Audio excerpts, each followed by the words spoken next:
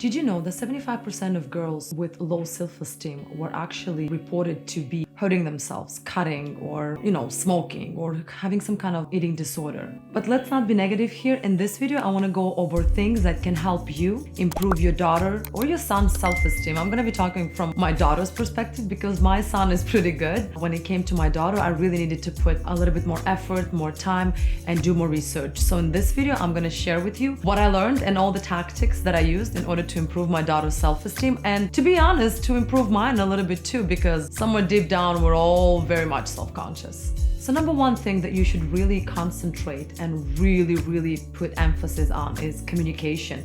It's been said and done like a million times, but it really does help. And you know that maybe you are under the impression that it comes in one ear and comes out the other.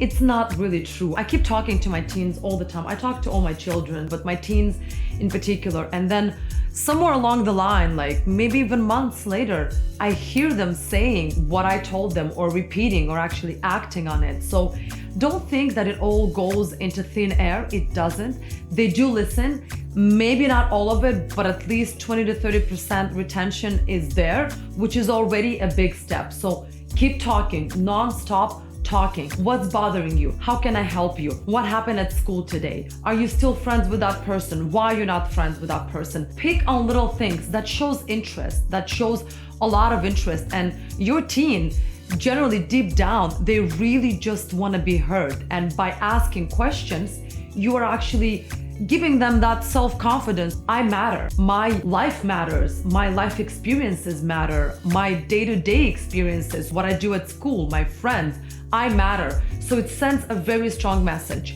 Communication. You know that only 11% of girls feel comfortable using the word beautiful. And this is such heartbreaking statistics because we are so preconditioned to think that someone else is beautiful, someone else is better. There's always going to be someone who is better looking or smarter than you. But another thing that I really do on a regular basis with my daughter, with my teens, is I tell them how beautiful they are inside and out. All the time. Even if they roll their eyes at me, even if they just disregard me, it's gonna stay with them, trust me. Never underestimate the power of being positive and using positive reinforcements and reassurance. They really need that reassurance because their body is going through so much transition. Remember you, how were you at that age, 14, 15? They're still not sure how their body fits into this world. So you, as a parent, you really need to be reassuring them and telling them that they're beautiful no matter what, that they're beautiful inside out. I keep using this word because it really does describe my teens, and I'm sure your children as well. It really does help, and it's gonna encrypt somewhere. It's really gonna stay with them somewhere. Your repetition is really gonna pay off later in life. So don't be lazy. Repeat yourself. Your children need that from you. Repeat yourself on a regular basis. You are beautiful. Maybe you should repeat that to yourself as well. And other statistics that I learned, that about 60% of teenagers are going to develop some kind of eating disorder because they're so insecure about their body. And this is where you as a parent really should explain to them, and hopefully you are in good shape and you give a good example of how they really should be taking care of their body. Besides you being an example, you really should be encouraging them to do research. If they think that this particular food is gonna make them gain some weight, or this particular food is gonna make them lose weight, tell them that they shouldn't just base their opinion of what they hear or what they see on TikTok or whatever social media they're on. They really should do their research. And if they don't have the time, tell them, I did my research and I can really tell you what works and what doesn't. Because look at me, I'm your parent. I went through life a little bit. I already experienced ups and downs, weight gain and weight loss. So I really do know what I'm talking about. I'm not talking about just because I want you to be healthy and eat only healthy. We do fall off the wagon sometimes and have some junk food, but generally 80% of the time they should be eating healthy. And eating disorders, it's such a big problem in today's day and age, and I cannot stress enough how important it is for you to observe their diet. I know that you can't always be around and you can't always control it, but to a certain degree, what you have in your house really does set up what they're going to be eating in the house, because they cannot always be out and they cannot always order in. Hopefully you have some kind of control over their budget. You really have to watch my video on how to get your teens to work. I'm gonna link it somewhere here. Other than that, really have healthy options in your house, especially if you start at a young age and you always offer them a healthy snack and they only have healthy options. It's like picking between apples and pears. I always do that to my children when I trying to offer them a snack and they're looking for junk food or for chips or something, and I'm like, okay, so we have oranges, we have apples, we have pears, we have bananas. Like, I can peel some for you, I can make you a fruit salad.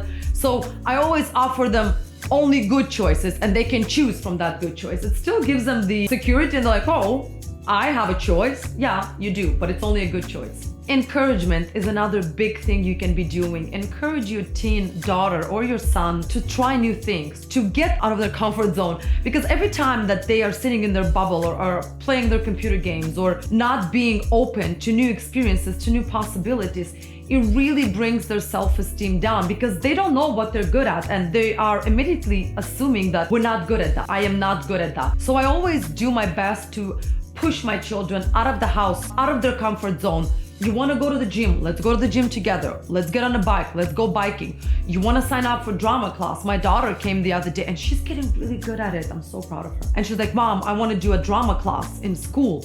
So I signed her up, and now when she has lines to rehearse, she's rehearsing them with me, and I'm so grateful for these opportunities and these times. It gets us so much closer to each other because there are certain things that I pushed her towards to. I pushed her out of her comfort zone, and now I'm super grateful that she actually likes it, because you don't know what they like. They don't know what they're gonna like or what they're gonna dislike. It's better for them to experience 5 things and not like 4 of them. For sure one is gonna stick. Provide unconditional love. It's so important that your children know, especially your teens, that no matter the situation, that you are always gonna love them. You might not like them all the time, and I keep telling to my kids like, oh, I don't like you today, but they know that doesn't mean that I don't love them. And I always keep telling them that no matter what happens, I'm the first person you call. No matter what situation you are into, I'm the first person you call. It's very important for them to know that their actions are not gonna diminish your love for them. Of course, they should know how to behave and how to be proper and not to like overstep boundaries. But generally, deep down, at the core, they should know and they should never doubt your unconditional love towards them. That's why you have to tell them nonstop, I love you. No matter what, no matter the consequences, I love you. You should say that to yourself from time to time too.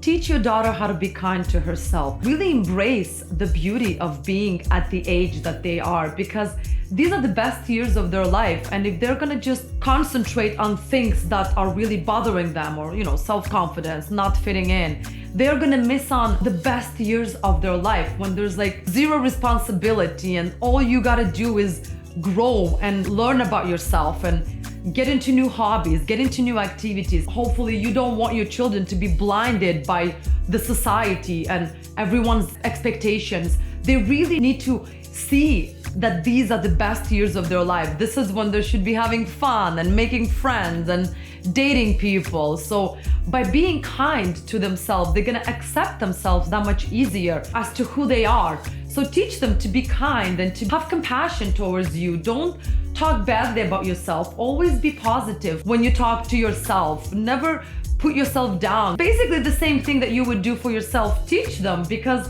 they don't know that yet. They don't know how to love themselves, maybe to some degree. And you need to teach them. That's why you are their parent. Teach your teens to actually accept their body and not look at those unrealistic beauty standards imposed besides our society by TikToks and Instagram. And it's not the reality, and they should understand that this is not real. This is very much made up, made believe, just people promoting their own business, their own self, that they should not have that as a base of their opinion about themselves. They really should embrace the way they look. Obviously, if they are overweight, if they're too skinny, there's things you have to do. If they are just a regular teenagers, then you should really teach them that not everyone is the same. Not everyone is equal. Not everyone is meant to be tall. Not everyone is meant to have certain shape, that they are perfect in the shape they are. That's gonna really teach them how to love themselves. They don't know how to do it yet, and you are there to teach them.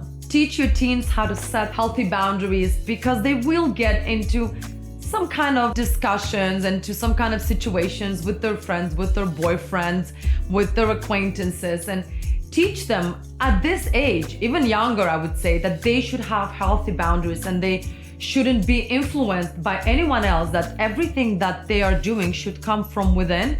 Obviously, it's good to listen to someone else's advice, but usually you should be that person that gives them advice, and that they should really have healthy boundaries with their friends, with their teachers, with everyone that they feel if anyone is overstepping.